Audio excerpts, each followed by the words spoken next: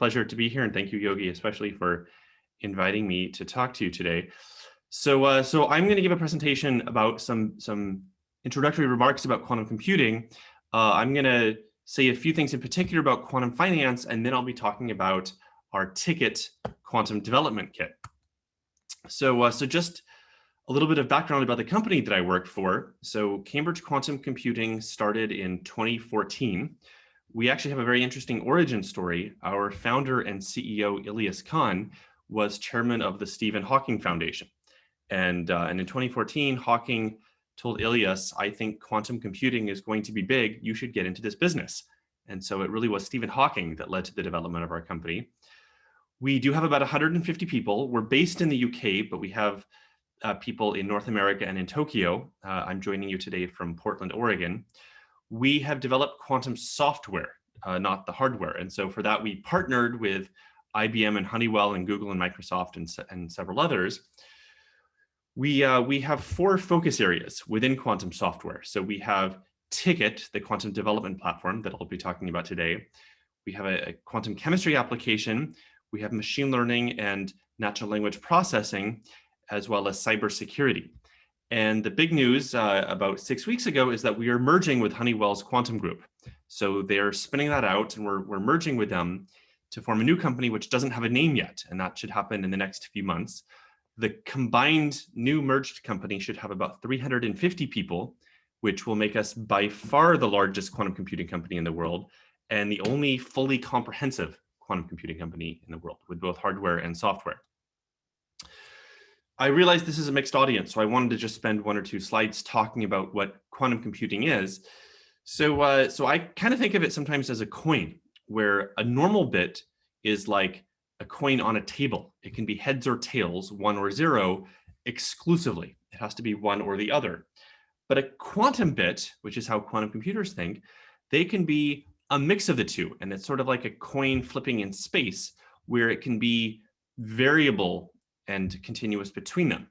And when you combine that idea, called superposition, with another physics concept called entanglement, you can get a large number of states all simultaneously.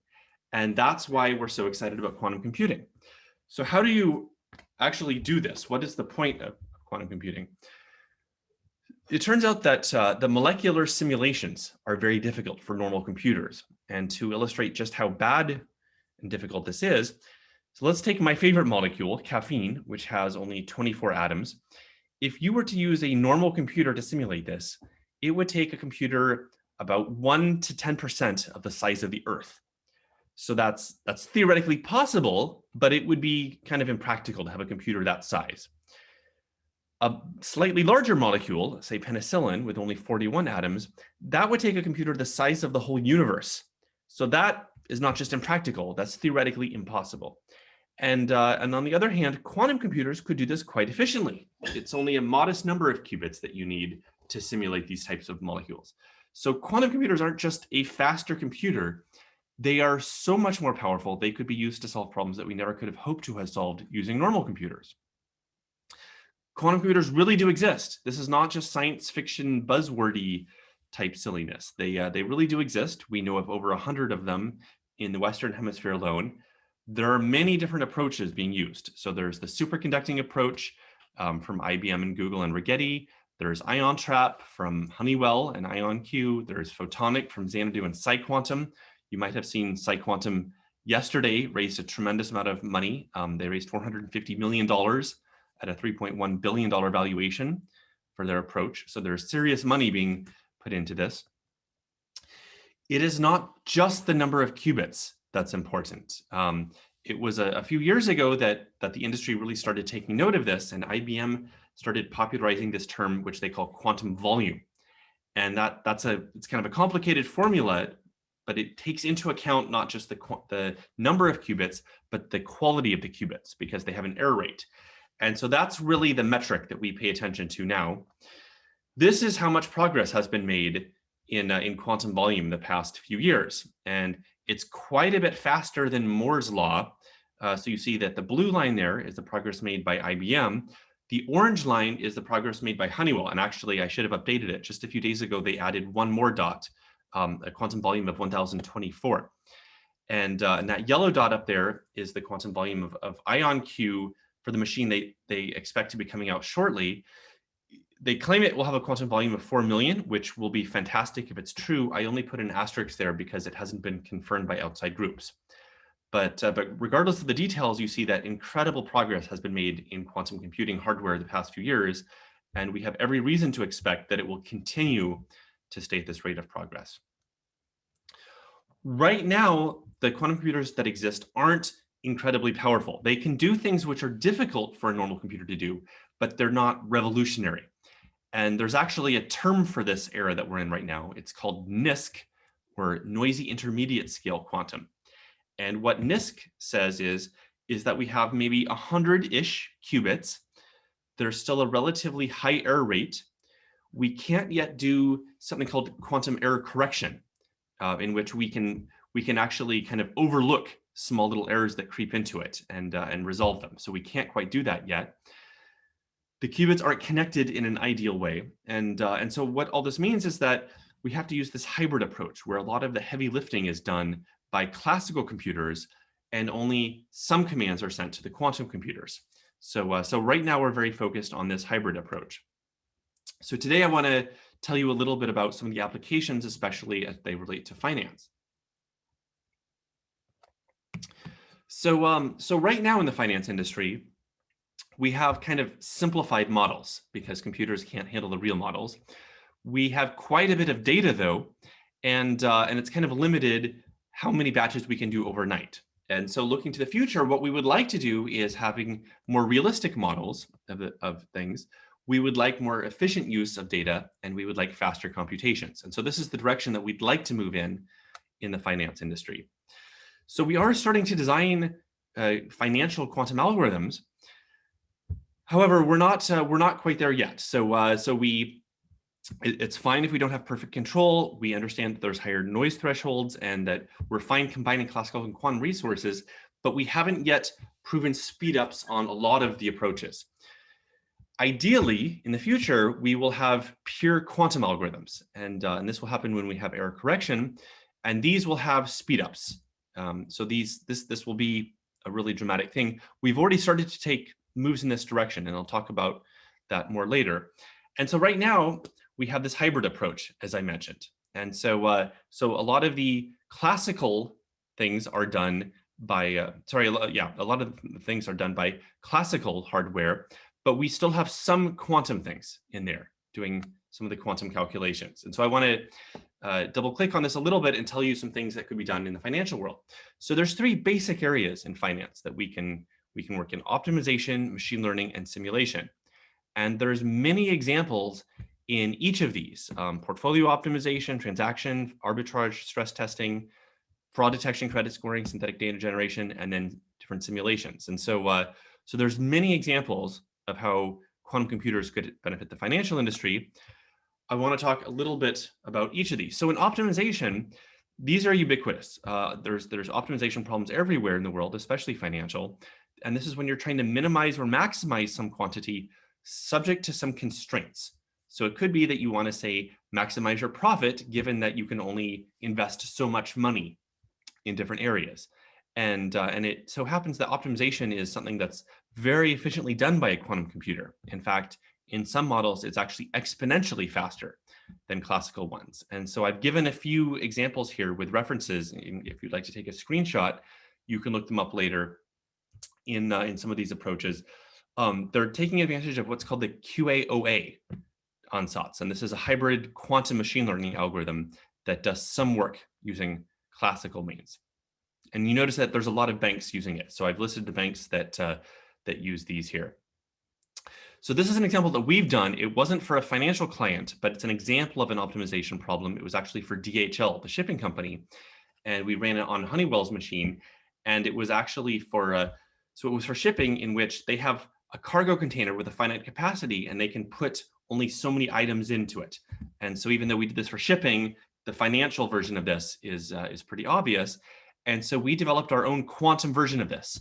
And indeed, it was faster than the classical version. It was only a very small toy problem, but we believe that it could scale to much larger applications.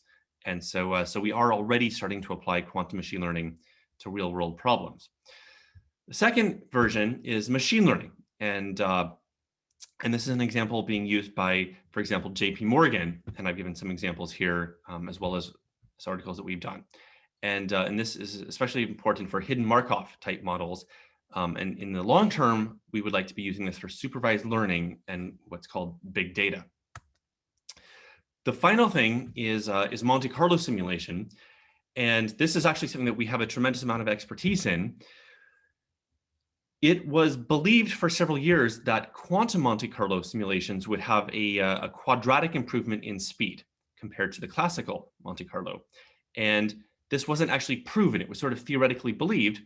But it was only about 2 months ago that one of our scientists, Stephen Herbert, there, and I give his name and an article number there, about 2 months ago, he actually proved that you do indeed get a quadratic speed up in quantum Monte Carlo for real world type scenarios. And this was a major breakthrough in the quantum machine learning space, because it showed that speed up from quantum algorithms is it's actually probably faster than what we believed. We thought it might be several years away, but it might be only a few years away. And so I encourage you to take a look at this article in which our scientist Stephen Herbert showed that quantum Monte Carlo does indeed give a quadratic improvement in speed over classical. So I next want to talk about the compiler that we've developed called tiket. And I think many of you might have some familiarity with quantum compilers, or sorry, with classical compilers. So a compiler is really just a translator. It turns what you as a human programmer write, and that could be Python or C, into instructions for the machine.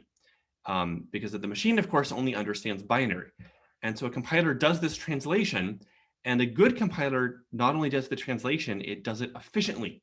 So it makes the program, the instructions for the machine, it makes it as small as possible, and it makes the program run as fast as possible, and it uses as little memory as possible.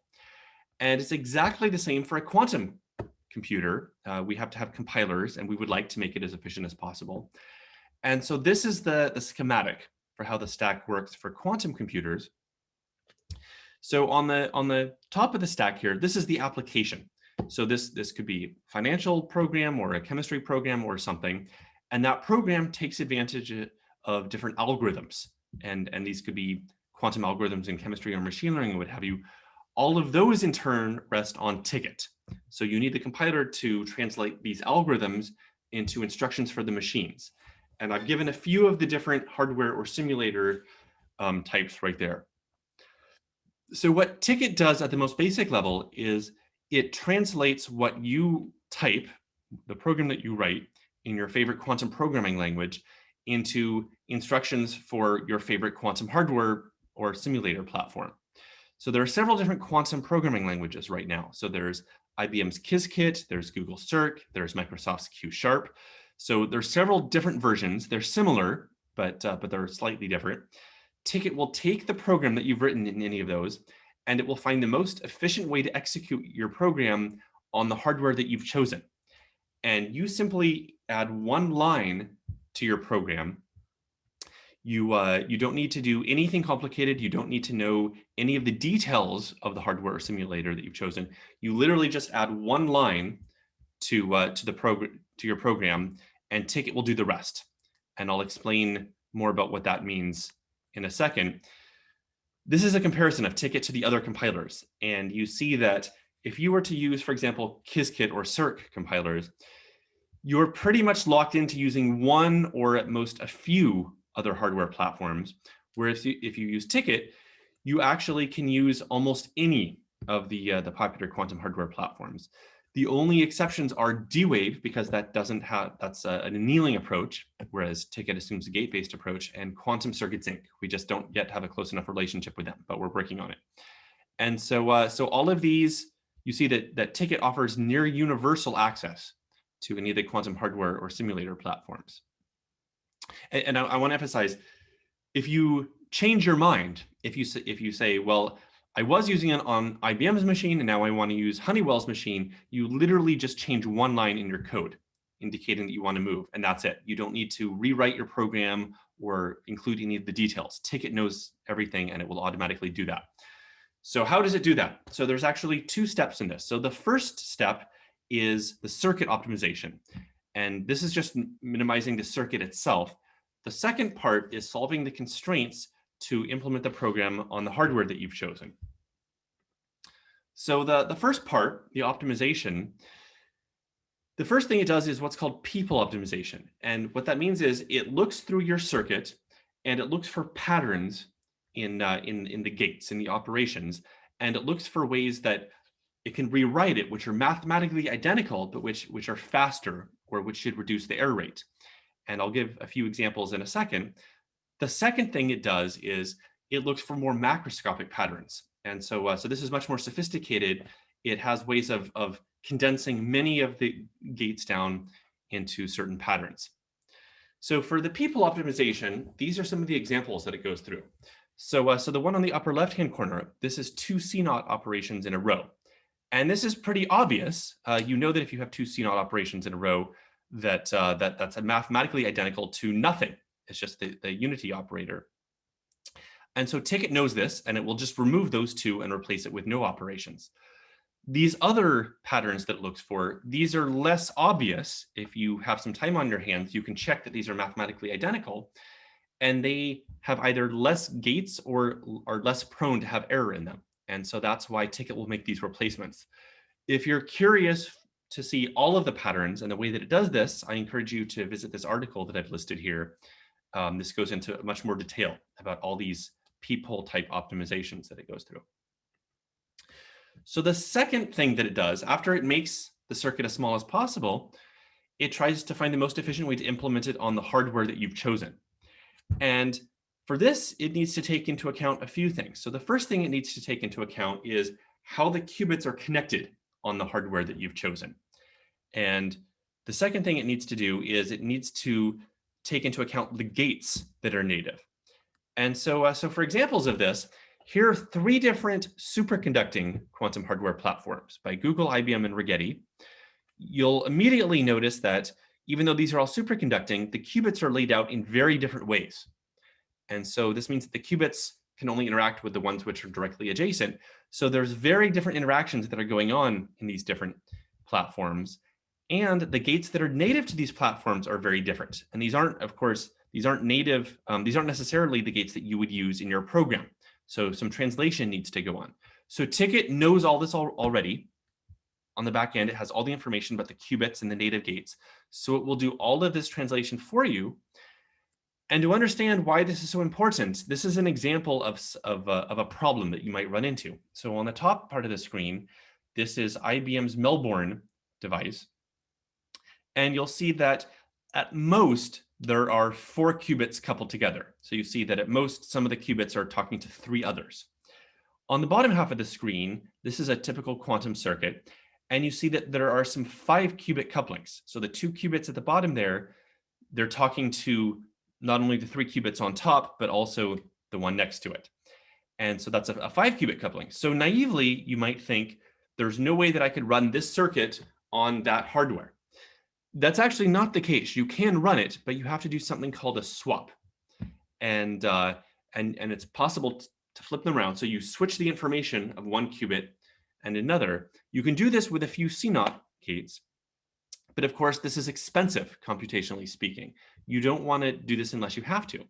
So tiket has a heuristic optimizer. So it can very quickly figure out an optimal or near optimal way of performing these swappings so that the qubits are arranged so that you can perform the circuits that you want on the hardware that you want. It is not just us using tiket to run programs on. So many other groups have been using it. So there's CERN and IBM and Google. These article headlines here are from some of the articles that have been written by these groups with very favorable results. So we've been very encouraged by the results that we've received from other groups. These are some of the benchmarks. So this was about a year ago, this independent group named Arline. They performed some benchmarks comparing tiket to the Qiskit and the CERT compilers. And on the left, it was a comparison of the number of operations that were required to in your program. And on the right-hand side, this is the execution time. And I want to pay special attention to, on the right-hand side, the vertical axis for the execution time. you notice that's a logarithmic scale. And so tiket was actually orders of magnitude faster in running programs compared to the other compilers. And this is especially important given today's NISQ era, when we don't have that many qubits and they're not of such high quality. Running an efficient program could mean the difference between your program working and not working. And so that's why, especially in today's NISQ era, it is preferable to use tiket to make sure that your program runs as optimally as possible. We are constantly updating it. We're on a roughly monthly update cadence. So we always have the latest hardware. So you don't need to worry about that. We're always adding new features like error mitigation and mid-circuit measurement and advanced features like that. The big news about 5 months ago was that we removed all licensing restrictions. So there's no fee for using tiket. You don't have to contact us and negotiate anything. You can simply download it from GitHub, and I'll explain how in a second. And you can go ahead and start using it. And if you can come up with $1 million app, then that's fantastic. You don't owe us anything. The only things that we ask are that you give us feedback on how we can make it better. And if you write an article using tiket, you credit us in the acknowledgements. But that's it. There's no money or licensing issues. Looking to the future, we're about to release an error mitigation toolkit called Kermit. We are moving to the cloud. So there are several advantages to this. The first is that the latest version will automatically be updated, so you don't need to worry about downloading it. As circuits become more sophisticated and the compilation process is a little more involved, moving to the cloud will make it easier to connect with AWS or Azure or other cloud computing platforms to do the compilation for you, so you don't have to run it on your laptop. And it's also easier to collaborate. And then in the a little bit further on, we're already starting to think about advanced features like error correction. And actually just about 2 weeks ago, both Google and Honeywell announced the first steps in doing error correction on hardware. So this is well timed. We're actually already starting to hire in this direction. And in a few years, we should have error correction as part of the compiler. So this is how you can get it. So this is the GitHub repo. If you just Google PyTicket and GitHub, you'll find it. So in the repo, there's a lot of examples and documentation to explain how to get started and how to integrate this. Again, it integrates with Qiskit and Cirq and everything. So if that's what your program is written in, you don't need to rewrite anything. You just install tiket and add one line to your code, and tiket will do the rest. So there's no disadvantage to doing it. And there are many advantages, as I've explained. You also just need to install the module that you think you'll use, whether it's Qiskit or Cirq or what have you. So that's it. It's completely straightforward to implement. The final thing that I want to say is that getting access to quantum hardware can sometimes be expensive. If you were to directly approach IBM about getting access to their premium hardware devices, you'll discover that it's a 3-year contract, which costs about $1 million per year. And that's really out of the budget of a lot of startup and academic type groups. Because of our close relationship with IBM, we're actually able to offer 6 months of access, and you would share that with 3 other groups, one of them being us. And so we would work on a project together, and this would be much more budget friendly than if you were to approach IBM directly. And because of our close relationship with Honeywell, and because we will soon be part of Honeywell's quantum team, if you're interested in using their hardware, of course, we can connect you directly to the sales team for quick access. So that was it for my prepared remarks, but I'm happy to stay and answer any questions that you might have.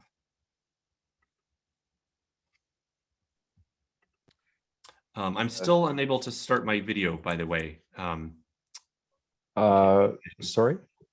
I can't, it won't let me turn on my video. Oh, let me see if I can solve that problem. I'll say ask to start video. You might get a message up. Okay, great. Yeah, so thanks so much. Fantastic talk and really exciting news about what's happening. So yeah, we'll look forward to following all of that. As for questions, let's just see what's in the chat. If there's anything here yet. Oh, no, just to know about the video. All right, so if anybody has any questions for Mark, please just unmute and go ahead and ask. Hi, it's me, Yogi. Hey, Yogi. So the first question I have is like, have you worked with any automotive industry or planning to work with them? Because the optimization and anomaly detection, those kind of things applies to them, right? Absolutely. So we haven't worked with an automotive group yet, but that is one of the prime areas that's interested in quantum computing. So as you mentioned, anomaly detection, when they have to do self-diagnosis and for self-driving cars and such, optimization because they need to manage all these variables as they're driving. There's also the battery research. So I mentioned chemistry is one of the applications of quantum computing, and it's actually battery research, making more energy efficient batteries and have more storage capacity is one of the big areas in quantum computing. And so we're very aware that automotive industries are putting a lot of resources into this. We haven't personally worked with any yet, though. Awesome, thank you. Because I work on the land equipment side of things, and our general is interested in how it impacts us in the automotive side, right? So like the BMW, they started their own quantum research, and Volkswagen. So I know they're moving from Annealus, so I was just wondering like how it's. That's right. Yeah. So the last thing that you mentioned, like if you were to use the IBM hardware, like the Cambridge quantum computer will work with us to help. It's like a joint project, something like that. That's right. With Honeywell. Yeah. Yes. So it's a merger. So they have about 200 people and we have about 150 people, and we'll be forming a new company, which doesn't have a name yet, as far as I know, and this should happen in the next few months. So of course we have focused on software, so we'll be that side of the company, and there'll be hardware. I really don't know any details other than what's been in the press releases, but we're very excited because this will be the world's first comprehensive quantum computing company. That's awesome. Thank you very much. I think there's some new questions in the chat. Sure. Is the circuit optimization process going to be efficient as quantum computers scale up? Yes. And that's a very good question, because you'll notice that I sort of passed over a subtle point that we're using classical optimization to do the circuit optimization. But of course, if quantum computers are supposed to be good optimization, why don't we just use quantum computers to do that? And so yes, as quantum computers become more sophisticated, we'll probably be using a quantum computer to do the circuit optimization just to run your circuit on a quantum computer. So there is kind of a feedback process there yet, but right now we're using classical optimization to do to make your circuit efficient to run on a quantum computer. Yes. That's interesting. So yeah, there's another question in the chat there about, could you expand on molecular biology applications? Sure. So chemistry was actually the very first application thought of. In fact, it's actually the other way around. Quantum computers were thought of to do chemistry. And I saw in Yogi's background there, he had the Feynman lectures. It was actually Feynman about 40 years ago who suggested this, because he pointed out that as a molecule gets bigger, you have more atoms, which means you have more electrons and protons, and they're all interacting. We know what the equations are. We've known for 100 years, but solving that many of them is very difficult for a normal computer, and they choke if the molecule is at all interesting. And so Feynman said, well, these are quantum equations. We should have a quantum computer to solve it, because a classical computer can't handle that. And 40 years ago, no one knew how to do that, but it was about 7 years ago, people realized that we could actually do this at a feasible scale. And so what could we do with chemistry now that we have this ability to actually simulate things? So there's a few things. So I mentioned battery simulation. So this is part of a broader category called material science and material simulation. And so, like, besides more energy efficient batteries, there's more energy efficient materials. There's coming up with better fertilizer processes. So about 2% of the world's energy supply goes into making fertilizer, and it's a very inefficient process. It's called the Haber-Bosch process, and it hasn't been improved in about 150 years. And we know that bacteria are better at making ammonia, fertilizer, than we are. We just don't know how they do it. And so the hope is that by understanding chemistry better, we could be better at that. The other area of molecular biology is in medicine. When a pharmaceutical company tries, when they design a medicine, it's basically guess and check. We have some basic understanding of how molecules interact with other molecules, but to do it interesting, to see how molecules interact with us as humans, it's very complicated. And so we really just have to do trials, and that takes a long time, and it's expensive, and it's risky. And when a pharmaceutical company actually brings something to market, it's maximizing the benefit for the population as a whole and minimizing the side effects for the population as a whole. And we know, recent experience has shown us in particular, that different drugs can have different effects on different people. They can work very well on some people, and they can be harmful for others. So the dream is that we could have personalized medicine. We could design medicine for individuals based on their genetic makeup. And so we won't be doing that next week, but the hope is that at some point, maybe a decade from now, we will start to be able to do that. So I see another question. You mentioned some quantum computing advantage for the knapsack problem. Could you comment a bit more about it or provide a reference? Certainly. So I can direct you to a blog that we wrote about this. So the knapsack problem, it's a pretty universal problem. It shows up everywhere. So imagine you have some sort of knapsack, like you have a finite capacity of what you can store. You can carry so much weight with you, and you have different items that you can put in the knapsack, and the items have different weights and different values. So you're trying to maximize the value given this constraint that you can only carry so much with you. And there's no efficient way to solve this. This is what's called NP hard. So there are heuristics that can be done. You can get something close to the exact answer, but there's no efficient way to guess the correct answer. And we developed a quantum version of this, which was quite a bit faster than the classical version. And we showed how this could be done for just a small example. So we actually did this on a 10-qubit quantum simulator from IBM. And we showed that you do get the correct answer most of the time, and it's quite a bit faster. Notice I said most of the time. So that's actually a feature which is common in quantum computing. There's a trade-off. Quantum computers can often solve the problem faster, but you're not 100% guaranteed to get the right answer. And that seems shocking because it's a computer. How can it get the wrong answer? And the reason is because quantum physics is inherently uncertain. That's actually the basis of quantum physics, that things interfere and you can't predict what's going to happen. You only know the probability. And with a normal computer, if you run the same program twice, you're guaranteed to get the same answer unless the computer physically malfunctions.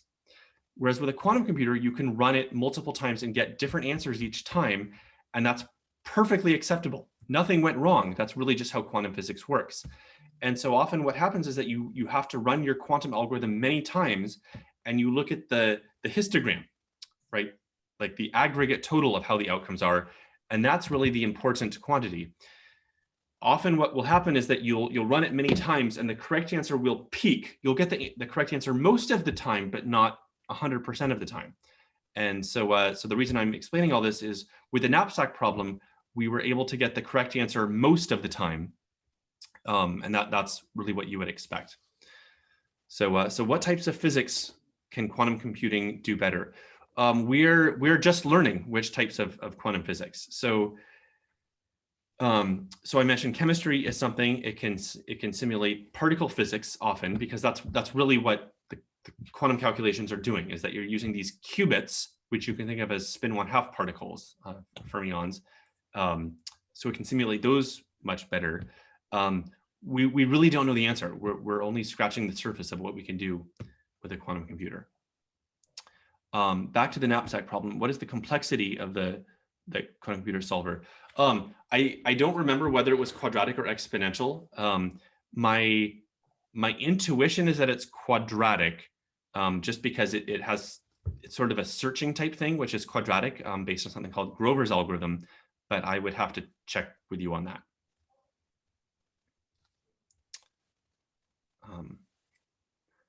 Are there any further questions?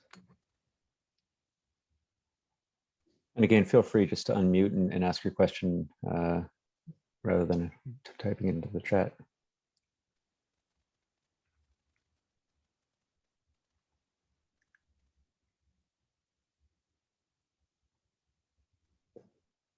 Okay, well, if there are no further questions, we'll thank Mark again. I know it's a virtual clap, but thanks again for a fabulous lecture and for taking time to be with us today. And yeah, we really look forward to hearing more about what's coming.